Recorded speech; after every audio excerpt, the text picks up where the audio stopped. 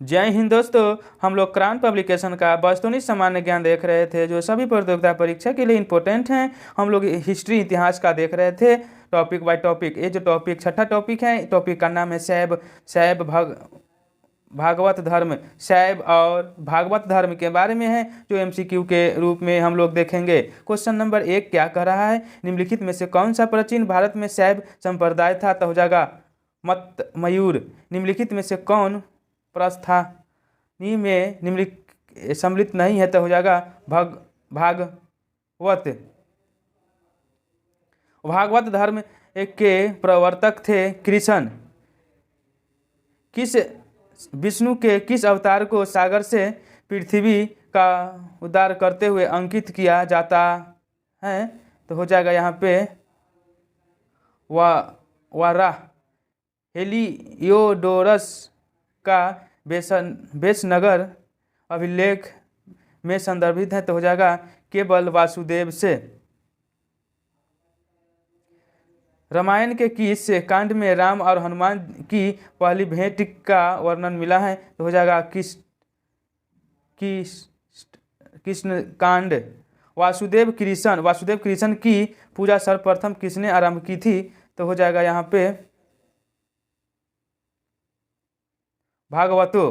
प्राचीन के भारत के विश्वोत्पत्ति विषयक धारकों के अनुसार 4 युगों के चक्र का क्रम इस प्रकार होगा: कृति, क्षेत्रा, द्वापर और कली। निम्नलिखित में से कौन सा अलवार संत नहीं था? तो हो जाएगा तिरुज्ञान। सूची 1 को सूची 2 से मिलान करना है। यहाँ पे हो जाएगा जैन धर्म, पावापुरी, हिंदू धर्म, बनारसी, इस्लाम धर्म, मदीना, ईसाई धर्म, वेटिकन सिटी। वेटिकन होगा। पांच रात मत का संबंध किससे है? भागवत संप्रदाय से है। नासिक में कुंभ मेला निम्न में से किस नदी के तट पर लगा है? तो हो जाएगा गोदावरी नदी पर। पुरी में रथ यात्रा किसके सम्मान में निकाली जाती है? तो हो जाएगा भगवान जगन्नाथ की। वह प्राचीन स्थल जहाँ 60,000 मुनियों की सभा में संपूर्ण महाभारत कथा का वचन किया था, क्या था? हो जाएगा नैमिषारण्य। निम्नलिखित में से कौन सा ये सूरज मंजिल के लिए विख्यात है? तो हो जाएगा अरसवल्ली।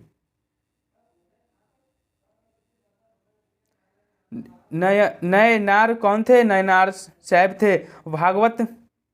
भागवत धर्म से संबंधित प्राचीनतम अभिलेख साक्ष्य है। तो हो जाएगा हेलियोडोरस का बेसनगर अभिलेख। अर्धनागरी विश्वर मूर्ति में आधा शिव तथा आधा पार्वती प्रतीक है। तो हो जाएगा देव और उसकी शक्ति का योग। निम्न में से किस ग्रंथ में सर्वप्रथम देवकी के पुत्र कृष्ण का वर्णन किया गया है? तो हो जाएगा छांदोग्य उपनिषद।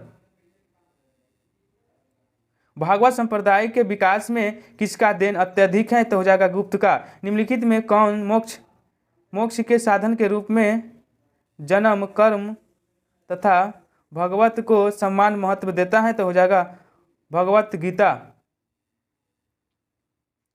बेसनगर अभिलेख का हेलियोडोरस कहाँ का निवासी था? तो हो जाएगा तक्षशिला का। भारत में अस्तित्व और नास्तिक संप्रदाय में कौन सा वेद लक्ष्य है? तो हो जाएगा वेदों की प्रामाणिकता में आस्था।